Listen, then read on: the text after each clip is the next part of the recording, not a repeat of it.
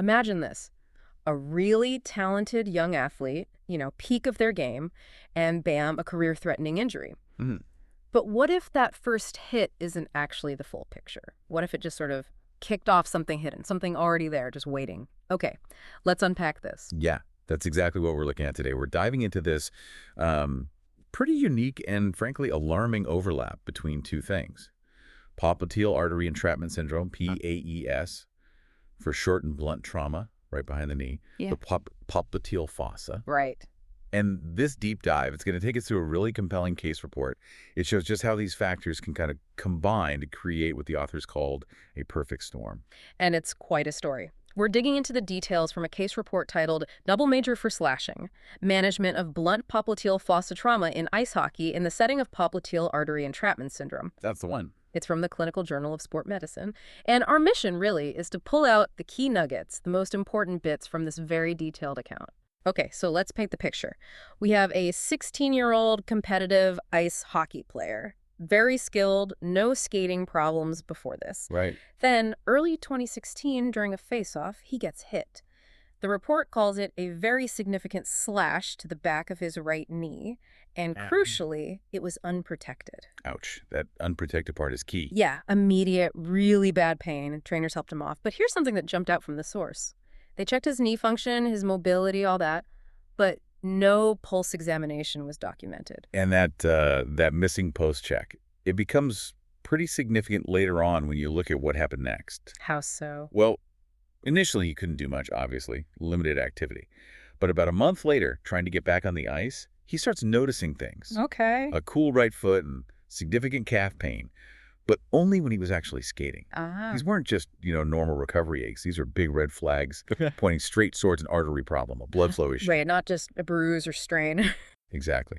And it really makes you wonder, doesn't it? How often might these subtler, delayed signs get missed or just put down to something else? Yeah.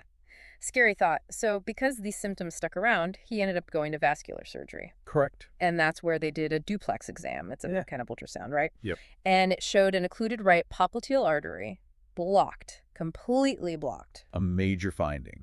That needed immediate attention. So the initial treatment was thrombolysis to dissolve the clot. Yes. Successful thrombolysis. They did it over 2 days, managed to get the blood flowing again in his leg. Okay, good news initially. But then comes the really illuminating part. After dissolving the clot, they did what's called a posterior exploration. It's surgery to look at the artery back there, often done if they suspect PAES. What did they find? Sure enough, a fibrous band was actually compressing the popliteal artery. Just a band of tissue. Yeah, basically.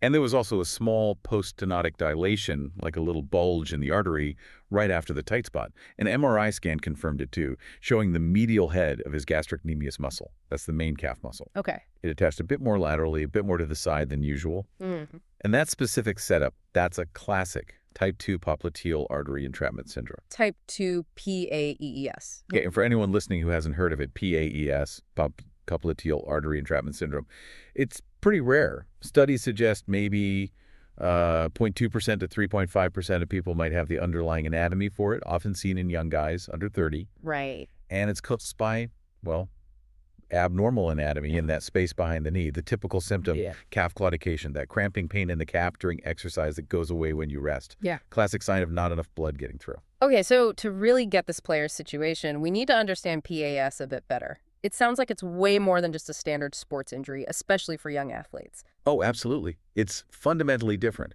With PAEs, the popliteal artery, the main blood supply to the lower leg, gets squeezed. Squeezed by what? By the muscles or fibrous bands around it. It can happen sometimes, like during exercise, or it can be constant. And if it's not caught?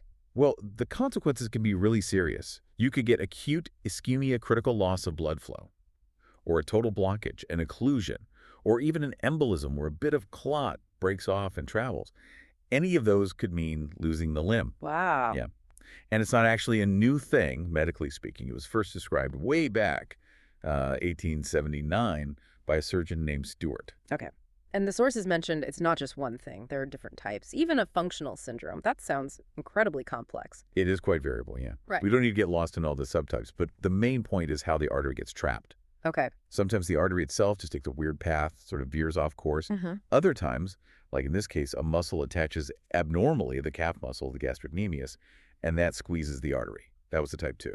You can also have extra little muscle slips or fibrous bands doing the squeezing. And then there's this functional type, often in athletes with really big calf muscles. Ah, so the muscle size itself causes the issue during exercise. Exactly. No fixed anatomical weirdness, just the muscle bulking up and pressing on the artery when they work out. But the key takeaway is, it's always about the anatomy causing the compression, not really an injury causing the PAES itself. That really helps clarify things. So you'd think after that diagnosis, the surgery, he'd be okay. And he was, for a bit. Right. He got back to playing competitive hockey within 4 months. Pretty impressive. Shows his determination, definitely. But then, here's where it gets really interesting and kind of sad. He comes back 3 years later, same issue, calf claudication. But this time, it's an unprovoked thrombosed popliteal artery during his college season. Unprovoked is the key word there. No new injury, no slash this time. Right, it just happened. And the second time it was, well, much more serious. They did thrombolysis again, successfully dissolved the clot. But when they went in for the exploration this time, they found a larger thrombosed popliteal artery aneurysm. An aneurysm, like a bulge. Exactly. A weak, ballooned out section of the artery wall. And it was full of clot. Oh, wow. So this time they couldn't just clear it out. They had to replace that damaged section. They used a small piece of vein from his other leg, a saphenous vein graft, to basically bypass the aneurysm. Major surgery then. Definitely. And after they did that graft and made sure the artery was completely free, they didn't see any more compressing bands or anything. The original PAES issue seemed fixed, but the artery itself had developed this serious secondary problem. And the effect of this second event, this bigger surgery. It ultimately led to him having to stop playing hockey altogether. That's rough. End of his career, just like that. Yeah. A devastating outcome for a young athlete. So this is where that perfect storm idea comes in. Exactly. The authors connect the dots. Their theory is that the first injury, that slash, it likely damaged an already existing, maybe small, developing aneurysm. Yeah. An aneurysm that was there because of the underlying PAES. So the PAES caused a weak spot, an aneurysm, and the slash hit that. Precisely. The initial trauma kind of aggravated this vulnerable spot. And even after the first treatment, that aneurysm kept growing, becoming more unstable. I see. So you have this combination. The original trauma, the hidden PAES, the developing aneurysm, it all just spiraled, led to more clots, the blockages needing the bigger surgery. It's like the slash lit the fuse on a pre-existing time bomb. A really complex chain of events. Okay, let's circle back to that fuse then, the initial trigger, that very significant slash. Right. The report is pretty blunt about slashing in hockey. It says it's, and I'm quoting here, a common and rarely penalized behavior throughout all levels of ice hockey. That's a strong statement, isn't it? It really is, and it goes on. It says slashing vulnerable spots like the back of the knee or wrists, lower back. It's seen as tolerated behavior. Tolerated what? Yeah. And get this, it says these areas are targeted, again quoting, for players to cause injuries, weaken opponents, and influence play due to the pain inflicted in areas unprotected fully. So it's described as an intentional tactic to injure, not just aggressive play, but actually aiming to cause harm to gain an advantage. That's how the report frames it. If we step back and look at the bigger picture here, that description in a contact sport context really does raise some serious questions, doesn't it? It absolutely does. Questions about player safety, risk tolerance, the whole culture within the sport. Right. It's one thing to accept the risk of accidental injury, but it's another when tactics are openly described as being designed to inflict pain and potentially cause injury. Especially when you realize players might have these hidden vulnerabilities, like our case study player did, completely unknown to them or anyone else. It really highlights the environment of risk he was in. So, pulling this all together, what does this incredibly specific, kind of unique case teach us about preventing things like this, especially when you've got these hidden conditions lurking? What are the main takeaways? Well, the source points out several really critical things. First, they state this is the very first reported case linking blunt trauma behind the knee, from a hockey slash to a popliteal artery occlusion in someone with underlying PAES. So it's a landmark case, basically. It should make people sit up and take notice. Definitely. Which leads to the second point. Medical teams and hockey trainers, doctors, everyone, they need to have a high clinical suspicion for this stuff. Meaning? Meaning if a skater complains of calf pain, especially persistent or exercise-induced pain, you can't just assume it's a muscle pull. You have to think about potential artery injury or underlying PAES, even if there wasn't obvious major trauma. You got to look deeper. Check pulses, for instance. Right, unlike what happened initially in this case. Exactly. And the third takeaway follows from that. PAES must be on the list of possibilities of the differential diagnosis when checking out any young person, especially an athlete, with disabling calf claudication. Don't just brush it off. Okay, high suspicion. Consider PAES. What about prevention? The authors touch on that too. They suggest that these ongoing concerns about trauma to the back of the knee in sports like hockey might need to drive changes in protective gear. Ah, so better padding. Potentially, yeah. Okay. Improvements in popliteal fossa coverage.